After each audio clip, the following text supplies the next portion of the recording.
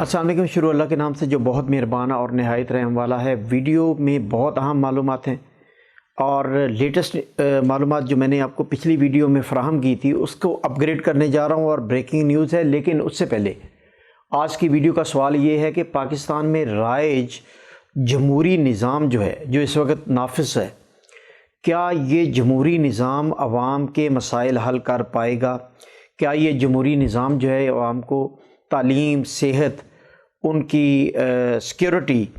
और उनको इंसाफ फराहम कर पाएगा? ऐसा जमहूरी निज़ाम जिसमें हर निकाला जाने वाला वज़ीर आज़म सड़कों पर आके कहता है कि वो बेबस था और उसे इंसाफ नहीं मिला, तो क्या इससे बेहतर नहीं कि इस जमहूरी निज़ाम से बेहतर ये किया जाए कि जो पर्दा नशीन है उनको प्लेट में रख के हुकूमत दे दी जाए और उनको कहा जाए कि पसे पर्दा अगर आपने हुकूमत करनी है तो आप प्लीज़ ये हुकूमत संभालें और मंजर आम पर आके आवाम को डिलीवर करें। तो आज का ये सवाल है, इस पर ज़रूर अपने कमेंट कीजिएगा।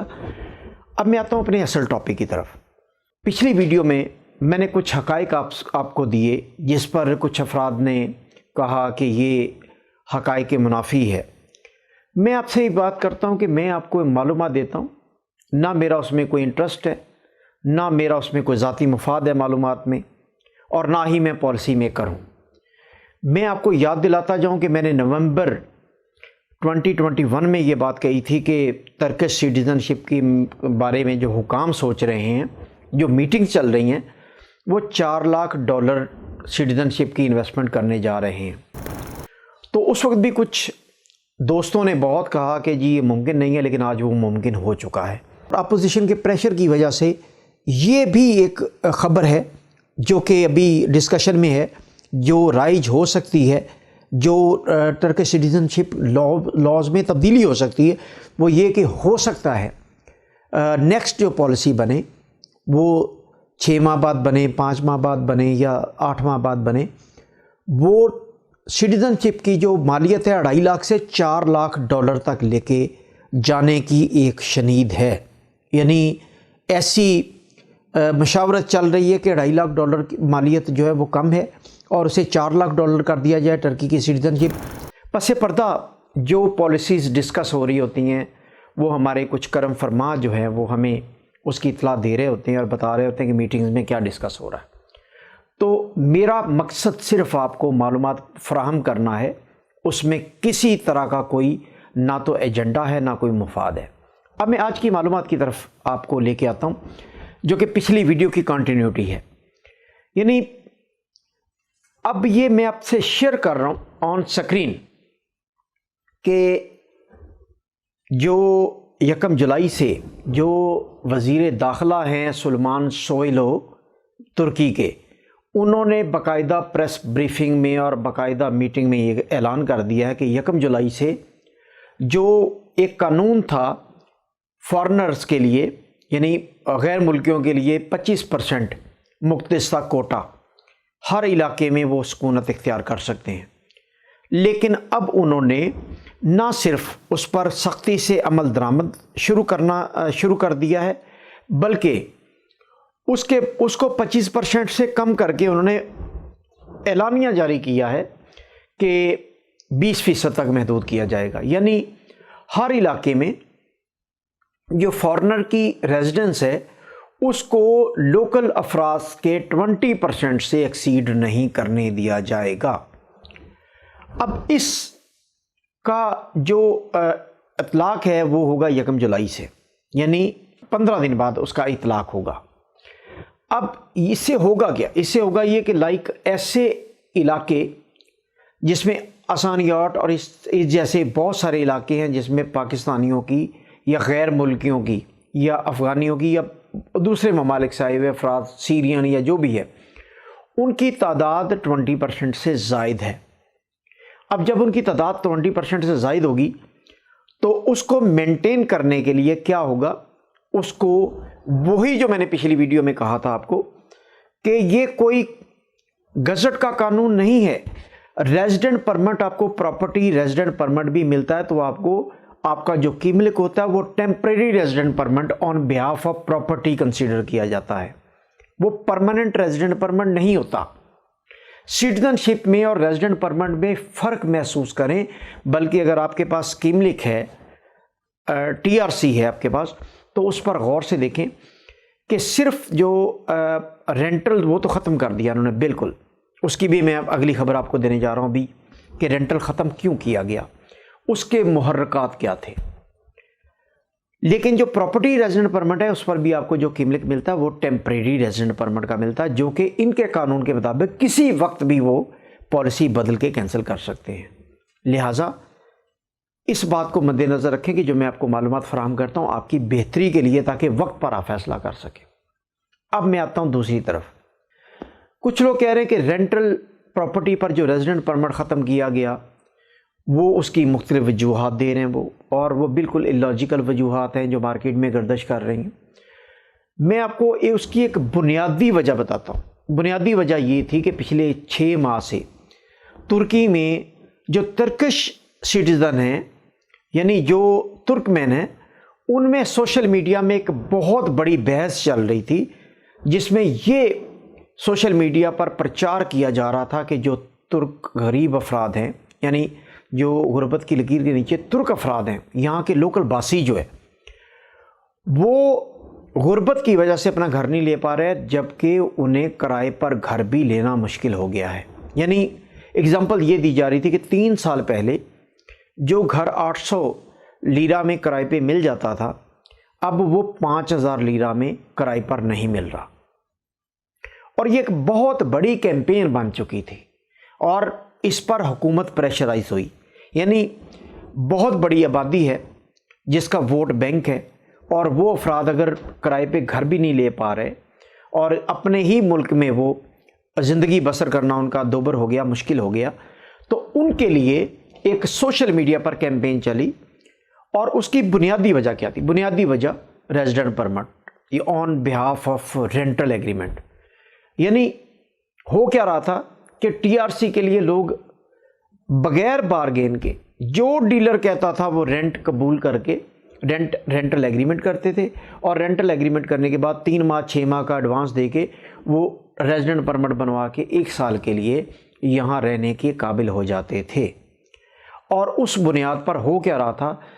کہ بہت زیادہ ٹیمپریری یا ٹورسٹک ریزیڈنٹ پرمٹ بنانے کے لیے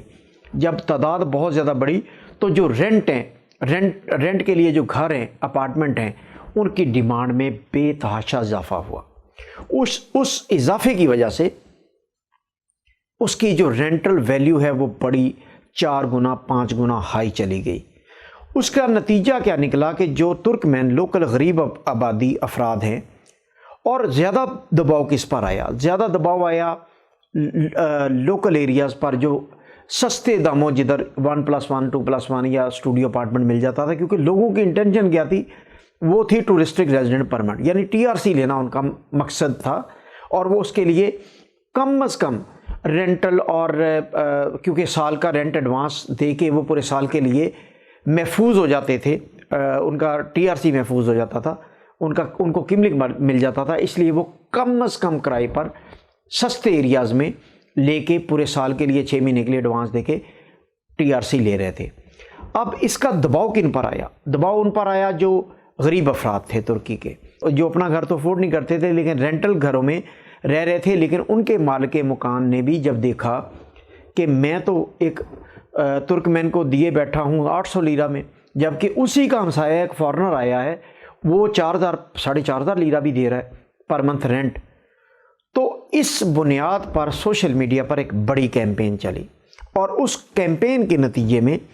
جو اس کو کام ڈاؤن کرنے کے لیے، یعنی رینٹل جو ویلیو ہے جو بہت زیادہ آرٹیفیشیل انکریز ہو گئی تھی، اس کو کام ڈاؤن کرنے کے لیے اور ریشنلائز کرنے کے لیے حکومت نے بالکل یکسر رینٹل ایگریمنٹس پر کیملک بند کر دی، یعنی ٹی آر سی بند کر دی۔ اب یہ اس کی بنیادی وجہ بنی جو رینٹل ایگریمنٹ پر اب کیملک کی 100% ریجیکشن ہے۔ تو اب یہ تو بیسک بنیادی وجہ تھی رینٹل پر۔ اب میں آپ کو پھر دوبارہ یاد کروا رہا ہوں کہ بہت عرصے سے کہہ رہا ہوں، اور یہ میں آپ کو لسٹ جاری کر رہا ہوں، سکرین میں دیکھیں آپ، یہ سکرین پر موجود ہے کہ باقاعدہ حکومت نے، ترکش حکام نے اسے 25% کوٹے کو محدود کر کے 20% تک کر دیا ہے، اور اب ان ایریاز میں جن میں 20% سے زائد فارنرز قیام پذیر ہیں ان کو انہوں نے ریشنائز لیول پر لانا ہے، نمبر 1۔ نمبر 2، یہ لسٹ دیکھ لیں، میں جو آپ کو ابھی یہ ونڈو میں شیئر کرنے جا رہا ہوں۔ 781 ایریا ریڈ لسٹ میں ڈال دیے گئے، یعنی 781 ایریاز ترکی کے ریڈ ایریاز میں ڈال دیے گیا کہ وہاں پر کوئی بھی فارنر رہائش اختیار کر کے کملک کے لیے اپلائی نہیں کر سکتا، یعنی وہ وہاں پر پراپرٹی لے کے بھی کملک کے لیے اپلائی نہیں کر سکتا۔ لہٰذا یہ وہ لسٹ میں آپ سے شیئر کرنے جا رہا ہوں، اور یہ میں لنک میں بھی شیئر کروں گا تاکہ آپ کو ان ایریاز کا پتہ ہونا چاہیے جن ایریاز میں آپ پراپرٹی لے کے بھی آپ کملک حاصل نہیں کر سکتے۔ تو یہ وہ معلومات تھیں، بریکنگ نیوز تھی جو میں آپ سے شیئر کرنے جا رہا تھا۔ اب میں چلتے چلتے کل کا ایک واقعہ آپ سے شیئر کرنے جا رہا ہوں کہ یہاں پر بیلگدوزو سے ایک صاحب جو کہ پاکستانی تھے، ان کو سفید کپڑوں میں پولیس کی گاڑی میں افراد آئے اور ان کو مارکیٹ سے، یعنی وہ بجلی کے بل کی کریکشن کے لیے گئے ہوئے تھے، ان کو چیز کر کے انہوں نے اٹھایا اور انہیں اٹھا کے بغیر ریزن بتائے انہیں کوئی 3 گھنٹے کی مسافت پر جنگل میں ایک جو ہے ایک کیمپ ہے اس میں وہاں لے گئے۔ وہاں پر سینکڑوں افراد موجود تھے جن میں زیادہ تر افغانی اور زیادہ تر عربی افراد وہاں پر جنہیں حراست میں لیا گیا تھا وہ موجود تھے۔ تو یہ جو صاحب ہے جن کا بھی میں نام اس لیے نہیں لے رہا کہ وہ ہو سکتا ہے وہ خود ویڈیو میں اپنا یہ واقعہ بیان کریں، اگر انہوں نے حوصلہ کیا تو میں نے ان سے کہا ہے کہ آپ یہ واقعہ شیئر کریں تاکہ ہم حکام تک یہ بات پہنچائیں اور پاکستانی وزارت خارجہ تک یہ بات پہنچائیں اور ایمبیسی تک پہنچائیں کہ ایسا واقعہ اگر وہ 100% ان کے ڈاکومنٹ ٹھیک تھے، وہ کوئی 8 گھنٹے بعد گھر آ بھی گئے اپنے ڈاکومنٹس دکھانے کے بعد، اور ان کے پاس ریزیڈنٹ پرمٹ بھی تھا، ان کے پاس لیگل پراپرٹی بھی تھی، ان کے پاس تمام وہ لیگل ڈاکومنٹس تھے جو کہ ایک یہاں پر سکونت اختیار کرنے کے لیے ایک شخص کے پاس ہونے چاہیے تھے۔ اور ان کی بیوی اور ان کے دوست بڑے پریشان تھے، انہوں نے مجھے فون بھی کیا، میں نے کوشش کی کہ پتہ چلے کہ وہ صاحب کہاں ہیں، لیکن وہ یہاں پر نہیں تھے۔ متعلقہ پولیس اسٹیشنز اور استنبول میں کچھ حکام ہیں ان سے پتہ کرنے کی کوشش کی گئی، لیکن 7-8 گھنٹے بعد وہ واپس رات کو آ گئے، ان کے کیونکہ کاغذات درست تھے۔ لیکن سوال یہ پیدا ہوتا ہے کہ وچ ہنٹنگ کیوں ہے، یعنی اتنی ڈسکریمنیشن کیوں ہے کہ اگر آپ ایک شخص کے پاس کملک ہے، وہ اس کے پاس ریزیڈنٹ پرمٹ کے ساتھ ساتھ اس کی پراپرٹی کی ڈاکومنٹ بھی موجود ہیں، تو پھر اس طرح 8 گھنٹے کے لیے اسے اٹھا کے لے کے جانا، اور اس طرح اٹھا کے لے کے جانا جیسے کسی کو دہشت گردی کے مقدمے میں اٹھا کے لے گئے، یہ ایک غیر انسانی سلوک ہے، اور اس کی میں مذمت کرتا ہوں، اور میں چاہوں گا کہ حکام تک ہماری ایمبیسی اور یہاں کے جو افسران بالا ہیں ان تک یہ بات ضرور پہنچائی جائے کہ ہم اس بات کے حق میں ہیں کہ جو انلیگل مائیگرنٹس ہیں یا جو غیر قانونی دھندوں میں یا غیر قانونی سرگرمیوں میں ملوث افراد ہیں ان کے ساتھ ہر طرح کا سلوک قانونی طور پر کرنا چاہیے۔ لیکن ایک شخص جن کے بیوی بچے یہاں پر اور وہ قانونی طور پر یہاں پر منتقل ہوا ہے اور یہاں پر سکونت پذیر ہے، اس کو کم از کم اس کے ڈاکومنٹس چیک کر کے اس کو یہیں پر ہی اس کو ریلیز کرنا چاہیے تھا، نہ کہ اسے 3 گھنٹے کی مسافت پر لے جا کے وہاں پر ڈاکومنٹ چیک کر کے اسے دوبارہ 3 گھنٹے کی مسافت کر کے واپس آنا پڑا، اور وہ 8 گھنٹے اس کے بیوی اور بچے پر کیا گزرے ہوں گے، آپ اس کا اندازہ لگا لیں کہ لیگل ہونے کے باوجود وہ ایک سخت عذاب میں رہے۔ تو میں چاہوں گا کہ حکام کو یہ ضرور پتہ چلنا چاہیے کہ یہ جو ہے یہ جو لیگل افراد ہیں ان کو کم از کم قانونی اور اخلاقی تحفظ ہونا چاہیے، اور اگر اس طرح کا معاملہ ہے تو اس کو وہیں پر اس کی چھان بین کر کے اس کو کلیئر کرنا چاہیے، یا اگر اس کے پاس کوئی کسی ایسی ایکٹیویٹی میں انوالو ہے، کسی کریمنل ریکارڈ میں ہے یا کسی غیر قانونی